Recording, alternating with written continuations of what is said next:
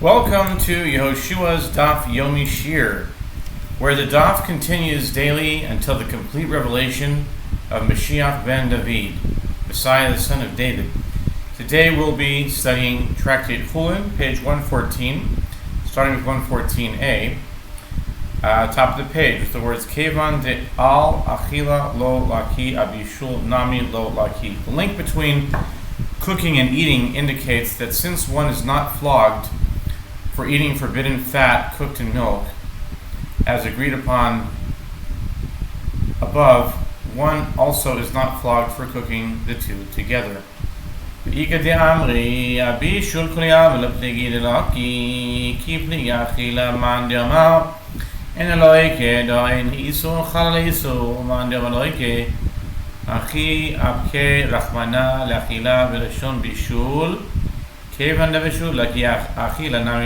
And some say the opposite. With regard to cooking, everyone agrees that one is flogged for this act, since the principle of a prohibition is not taking effect where another prohibition already exists is not relevant. When they disagree, it is with regard to eating. The one who says that he is not flogged applies the principle that a prohibition does not take effect where another prohibition already exists, and the fat was already prohibited for consumption in its own right before being cooked with milk. And the one who says he is flogged holds that it was for this reason that the merciful one expressed the prohibition.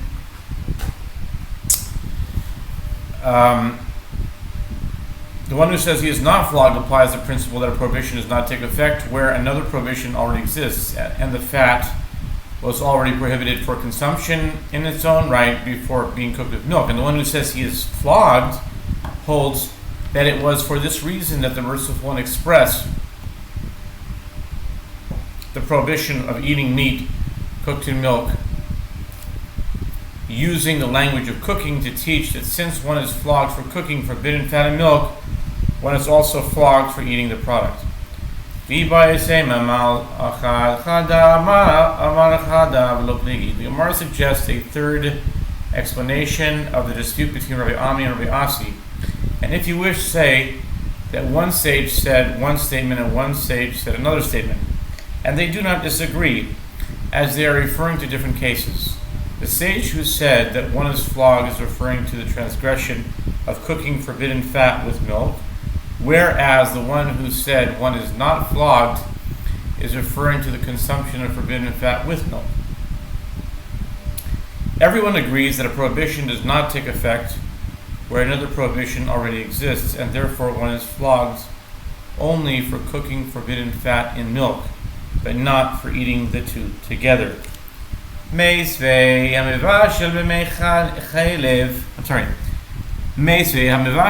chalav patur. Dam shebishlo b'chalav patur. Hatzamos v'gidim v'chanayim v'telapim shebishlam b'chalav patur. The Gemara raises an objection from a Tosefta, 8.3. One who cooks meat in whey, the liquid left over after milk, has been curdled, is exempt from lashes, as whey is not defined as milk for purposes of the prohibition. Likewise, for blood that one cooked in milk, he is exempt, as blood is not considered meat.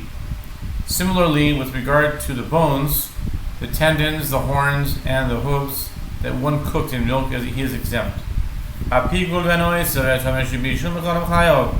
Tosefta continues, by contrast, with regard to prohibited pigul meat, meaning meat from an offering that was sacrificed with the intent to sprinkle its blood or partake of its meat beyond its designated time, and similarly prohibited notar, meat from an offering whose period for consumption has been expired, and the prohibited impure meat of an offering that one cooked in milk, he is liable to be flogged for violating the prohibition of meat cooked in milk.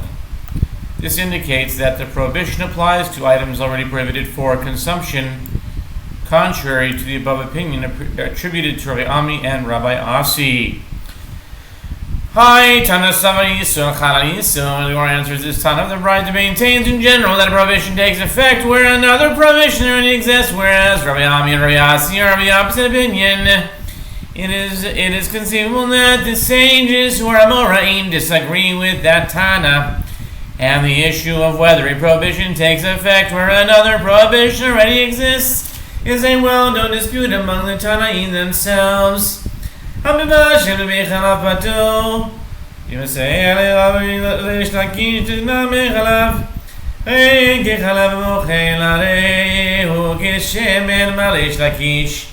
לא ישנו אלא להכשיר את הזרעים, אבל עניין בישול בשר וחלב מחלב ותוך כחלב. It was stated in the above Braita, one who cooks meat in whey is exempt from lashes. The Gemara comments, this ruling supports the opinion of Reish Lakish, as we learned in a Mishnah with regard to liquids that render food susceptible to ritual impurity in Makashrin 6.5. The halachic status of whey is like that of milk, which is one of the liquids that render food susceptible to impurity, and the halachic status of olive secretion is like that of oil, which also renders food susceptible to impurity. With regard to this Mishnah, Reish Lakish says they taught this halacha only with regard to rendering seeds, meaning produce susceptible to impurity. But with regard to cooking meat and milk, the halachic status of whey is not like that of milk. Tanu Rabbanan v'chalev imo eli ela v'chalev imo v'chalev harav v'rachel minayin. The sages taught in a Braita, from the phrase "in its mother's milk," I have derived only that the prohibition applies to the mother's goat milk, to the mother goat's milk. To the mother goat's milk. It reminded me from the Three Amigos. You're a son of a motherless goat. It just reminded me of that. Anyway, from where do I derive that? Remember that it also applies to the milk of a cow and a ewe. Amart kal v'chomer. Uma imo shelo nesra imo be'arba nesra imo be'rishulo pol v'rochash nesra imo be'alba inodin shenesra imo ki v'rishulo tamelo ma'vachalev imo. You can say an a fortiori inference just as a kid's mother, which is not prohibited with mating with the kid, as they are of the same species, is nevertheless prohibited for cooking with it, as is stated in the verse. Is it not right that a cow or a ewe, which are prohibited for mating with it, as they are of different species, should be prohibited from cooking with it? Therefore, the verse states elsewhere in its mother's milk a second time to include a cow and a ewe. The Gemara challenges the conclusion of the Braita. But why do I need a verse? Why do I need a verse? It was just derived from a kal v'chomer inference. Ravashi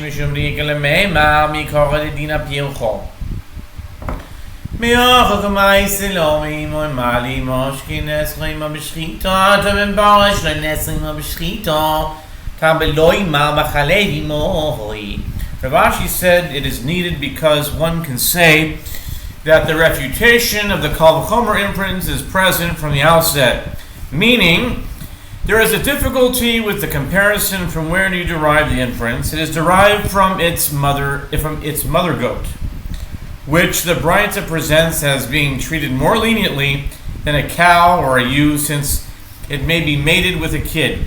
But there is a stringent aspect of the mother goat not shared by a cow or a ewe. What is unique about its mother? It is unique in that it is prohibited for slaughter with it, since one may not slaughter an animal and its mother on the same day. See Leviticus 22:28.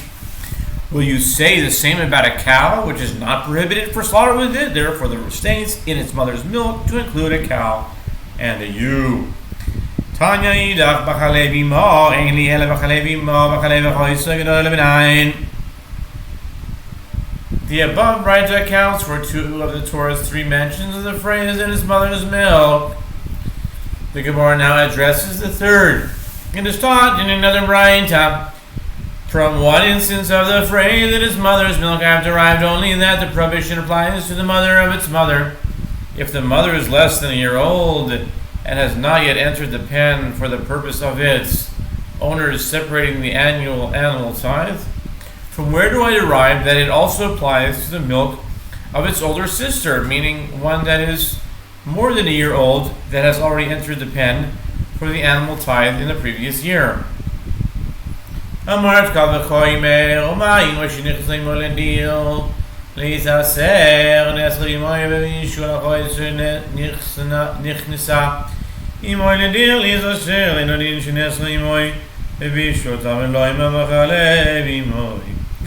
You can say in according to your inference, just as a kid's mother which enters the pen to be tied with it is nevertheless prohibited for cooking with it.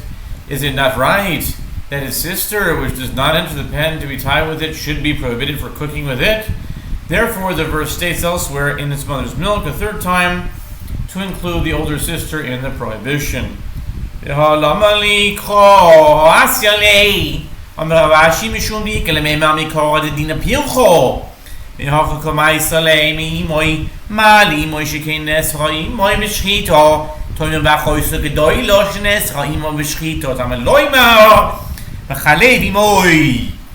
The Gemara asks, why do I need a verse? It was just derived from the a fortiori inference.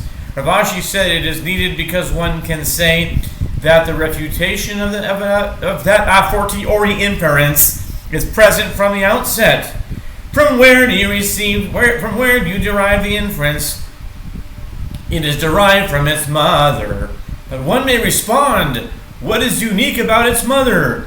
It is unique in that it is prohibited for slaughter with it on the same day. Will you say the same halachot apply to its older sister, which is not prohibited for slaughter with it? Therefore, the verse states in its mother's milk, including the older sister. The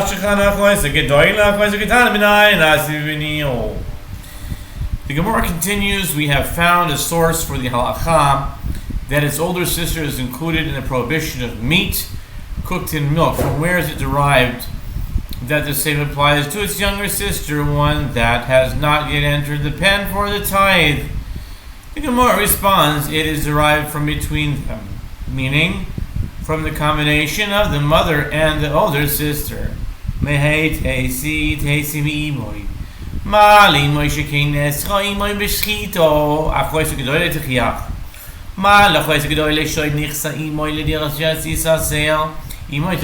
Gemara elaborates on the need for both cases in order to derive the third. From which of the two cases should it be derived? If it should be derived from its mother, one can claim what is unique about its mother. It is unique in that it is prohibited for slaughter with it on the same day, unlike its younger sister.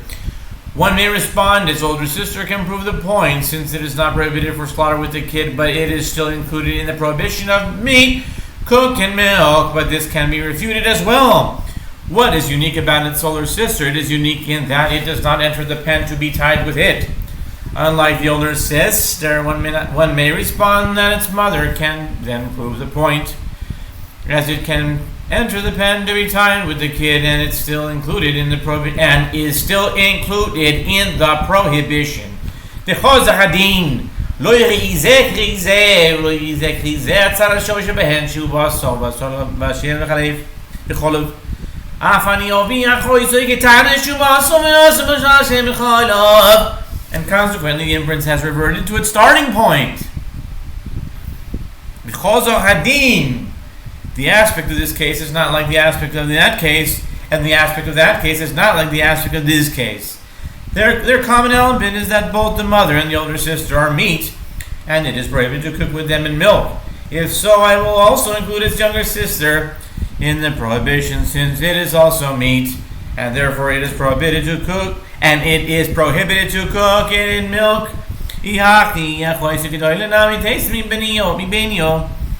The Gemara challenges, if so, the inclusion of its older sister is in the prohibition can also be derived from between them, meaning for the combination of the kid's mother and a cow. Although both the cow and the mother possess unique stringencies not shared by the older sister, the prohibition of mating and slaughtering with the kid respectively neither possesses both stringencies, and the halacha with regard to the older sister can be derived from their common element, meaning that they are both meat and prohibited to cook in milk, as stated above. So what need is there to derive this halacha from the verse Ein Hochinami. Ela b'chalevi moi lamoli boin boi lekiditani b'chalevi moi. Ein yele b'chalevi moi. The Gemara responds, yes, indeed it is so. The halacha with regard to the older sister is derived from the common denominator of the mother and a cow. Rather, why do I need the verse additional mention of the phrase in its mother's milk? It is necessary for that which is taught in a braita.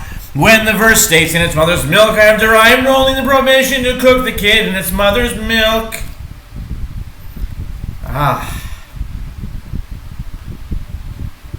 We turn now to 114b, top of the page.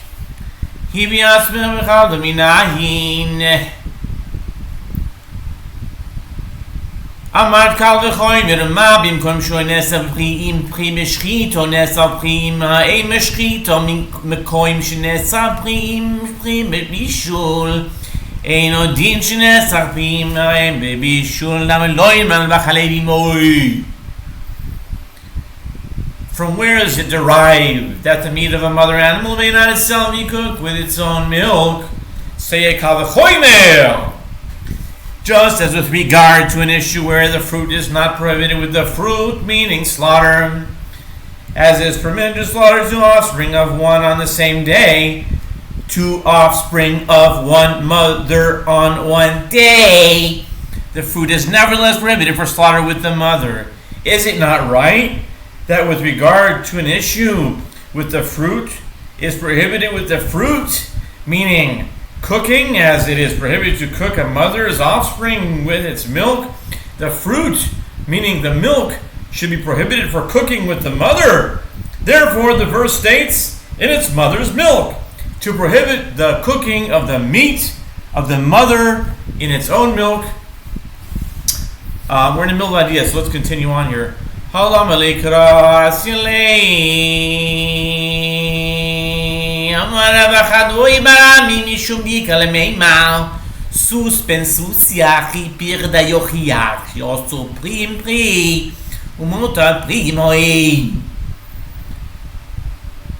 Gemara asks, why do I need a verse? It was just derived from a Kal V'chomer. Rabbi Chadvoi Barami said the verse is necessary because one can say that the case of a horse born of both a stallion and a mare, but which is the brother of a mule, meaning its mother also bore a mule, after being impregnated by a donkey, proves this Kal V'chomer inference is invalid. As here, the fruit is prohibited with the fruit, but the fruit is permitted with the mother. One may not mate a horse with a mule, but one may mate a horse with its mother.